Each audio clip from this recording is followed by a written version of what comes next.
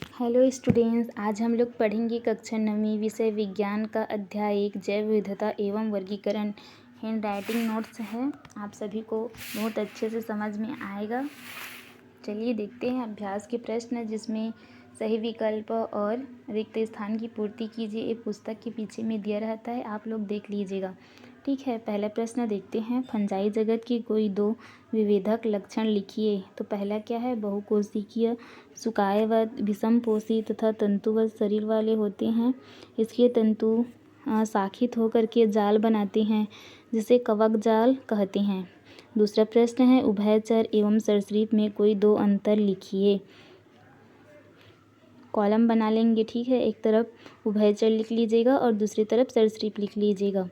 तो पहला क्या है, नमीयुक्त त्वचा होती है। दूसरा, श्वसन लार्वा में गिल्स व वयस्क में फेफड़े, उदाहरण के लिए मेंढक और टोड। सरीसृप तरफ लिख लीजिएगा, नमीयुक्त त्वचा नहीं होती है। बाह्य कंकाल सल्की अंड शरीर से बाहर जाल में विकसित, उदाहरण के लिए मगर। हृदय में दो आलिंद व अधूरा निलय पाया जाता है। अन्य उदाहरण है छिपकली, सांप, कछुआ। ठीक है, अब तीसरा प्रश्न देखते हैं। फंजाई जगत की कोशिकाओं में कोशिका भित्ति पाई जाती है, फिर भी उन्हें प्लांटी जगत के अंतर्गत नहीं रखा जा सकता, क्यों? कोई एक कारण लिखिए।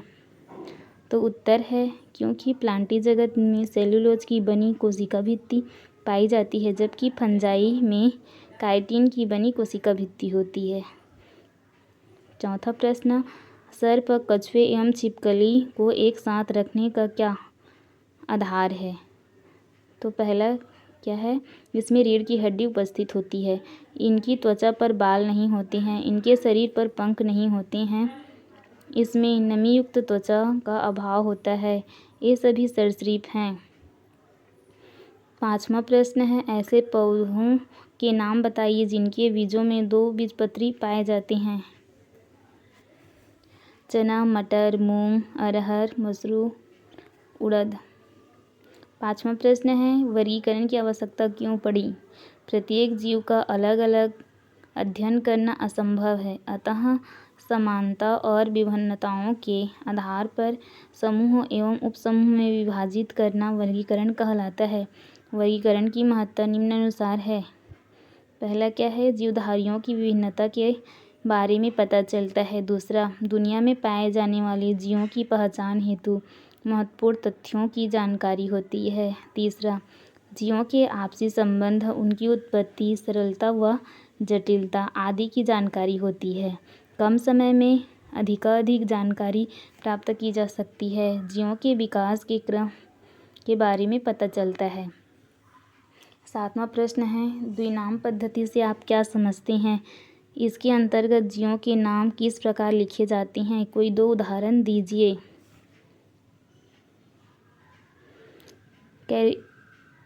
कैरिलोस लिनियस नामक वैज्ञानिक ने प्रत्येक जीवधारियों के नाम को दो अंकों में बांटा है, जिसमें से प्रथम नाम वंश नाम तथा द्वितीय नाम जाति नाम कहलाता है। चूँकि इस पद्धति में प्रत्येक जीव के दो नाम होते हैं, इसलिए इसे द्विनामकरण पद्धति कहते हैं। उदाहरण के लिए मेंढक वैज्ञानिक का नाम राना टेक्रिना है, जिसमें से राना इसका वंश का नाम है तथा टिक्रिना जाति का नाम है। नियम, प्रत्येक जीव के नाम दो शब्दों के होने चाहिए। प्रथम नाम वंश तथा द्वितीय नाम जाति को व्यक्त करता है। दूसरा, जीवधारियों के वैज्ञानिक नामों को अंग्रेजी के तिरछे अक्षरों में लिखा जाना चाहिए। वंश नाम को पहले तथा जाति को बाद में लिखा जाता है। चौथा है, वंश का नाम प्रथम अक्षर अंग्रेजी के बड़े अक्षरों में तथा अन्य शब्दों को अंग्रेजी के छोटे अक्षरों में लिखा जाता है। उदाहरण के लिए मनुष्य, होमोसेपियंस। होमो क्या है, मनुष्य का नाम है, और सेपियंस जाति का नाम है ना। ऐसे ही गौरैया का दिया हुआ है, शेर का दिया हुआ है वैज्ञानिक नाम। फिर देखेंगे प्रश्न 8वां, चूहा और चमगादड़ में समान लक्षण कौन कौन से हैं? लिखिए। पहला क्या है, इसमें रीढ़ की हड्डी उपस्थित होती है। इनकी त्वचा पर बाल पाए जाते हैं। ये सभी स्तनधारी जंतु हैं। इनकी त्वचा आरंभिक मध्य जुरासिक युग में हुई थी। ये समतापी हैं तथा शरीर का ताप स्थिर रखता है। लाल रक्त कणिकाएं केंद्र रहित होती है। हृदय 4 वैषम्यों में बटा रहता है। गुदा, मूत्र व जनन द्वारा अलग अलग खुले रहते हैं। मादा में स्तन पाए जाते हैं। स्तनों में दूध ग्रंथियां पाई जाती है। पैरों में खुर, नखर या उंगलियों में जाल पाए जाते हैं। इसमें बाह्य कर्ण उपस्थित होता है। अब 9वां प्रश्न देखेंगे। 5 जगत वर्गीकरण के क्या आधार हैं? ये 5 जगत कौन कौन से हैं? विस्तार से समझाइए। दीर्घोत्तरी प्रश्न है ना। 5 जगत वर्गीकरण का आधार है जीवों की विभिन्नता पर और अधिक अच्छे तरीके से विचार। अतः पूर्व की पद्धति की तुलना में 5 जगत वर्गीकरण अधिक विकसित जान पड़ती है। ये 5 जगत अधोलिखित हैं। सबसे पहले क्या है? मोनेरा जगत, फिर प्रोटिस्टा, फंजाई, प्लांटी और एनीमिया। सबसे पहले जगत को देखेंगे। मोनेरा जगत। कोशिका भित्ति प्रमुखतः प्लेंटी। कोशिका भित्ति पौधों की कोशिका भित्ति मुख्यतः सेलुलोज की बनी होती है ना। इसकी कोशिका भित्ति के चारों तरफ कोशिका भित्ति होती है। मोनेरा जगत के जीव स्वपोषी अथवा विषमपोषी दोनों तरह हो सकते हैं। इस जगत के तह सभी कोशिकाएं झिल्ली विहीन केंद्रक वाले जीव आते हैं। एग्जाम्पल दिया हुआ है इनबिया जीवाणु। दूसरा है प्रोटिस्टा जगत। इस जगत के सभी जीव एक कोशिकीय झिल्ली युक्त केंद्रक वाले होते हैं। जगत प्रोटिस्टा में स्वपोषी तथा विषमपोषी दोनों तरह के जीव हो सकते हैं, है ना। प्रोटिस्टा जगत के जीवों में जीवन की सभी क्रियाएं एक ही कोशिका द्वारा संचालित होती है। उदाहरण के लिए अमीबा, इंटरअमीबा और पैरामीशियम। तीसरा क्या है? फंजाई जगत। कवक की कोशिकाओं में क्लोरोप्लास्ट हरित लवक नहीं मिलता है। एक कोशिकीय तथा बहुकोशिकीय और विषमपोषी तथा यूकैरियोटिक होते हैं।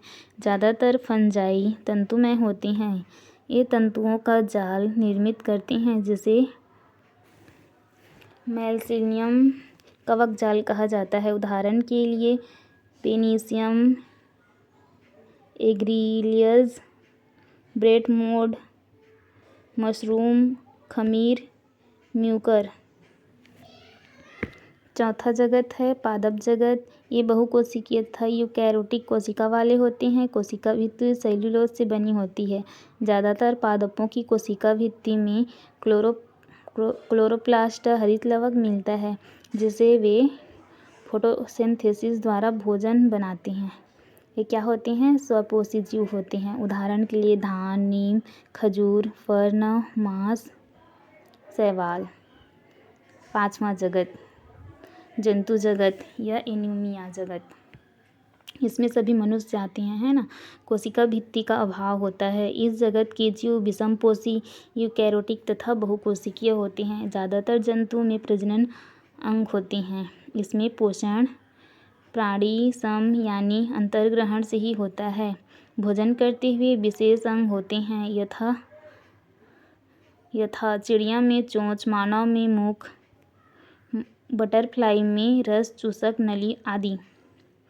5वां क्या है? जंतु कोशिका में क्लोरोप्लास्ट नहीं मिलता है। उदाहरण के लिए मछली, बिच्छू, घोंघा, केंचुआ, कृमि, हाइड्रा, मानव तथा मछली, तोता, चीता आदि। ये सब क्या है? जंतु जगत के जीव हैं। उसके बाद 10वां प्रश्न देखेंगे। आधार बदल जाने पर वर्गीकरण का स्वरूप भी बदल जाता है। इस कथन से आप क्या सहमत हैं या नहीं? कारण सहित लिखिए। आधार बदल जाने पर वर्गीकरण का स्वरूप भी बदल जाता है। इस कथन से हम सहमत हैं क्योंकि वर्गीकरण का स्वरूप पूर्णतः आधार पर ही निर्भर करता है। वैज्ञानिकों ने जीवों को उसमें पाए जाने वाले समानताओं और विभिन्नताओं के आधार पर ही वर्गीकृत किया है। वर्गीकरण जीवों की समानता तथा विभिन्नता को स्पष्ट करता है। अरस्तु ने जीवों को उनके आवास के आधार पर वर्गीकृत किया था।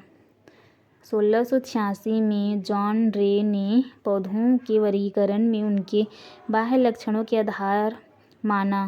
कैरोलस लिनियस ने पौधों को वर्गीकरण उनके कुछ विशिष्ट अंकों तथा फूलों में नर और मादा अंकों की मौजूदगी एवं संख्या के आधार पर सरल वर्गीकृत किया है। 1969 में R.H.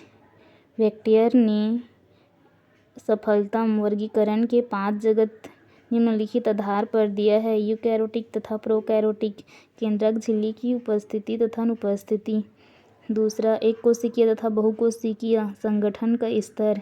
स्वपोषी एवं विषमपोषी पोषण प्राप्त करने का तरीका। स्पष्ट है कि आधार बदल जाने पर वर्गीकरण का स्वरूप भी बदल जाएगा। Thank you for watching.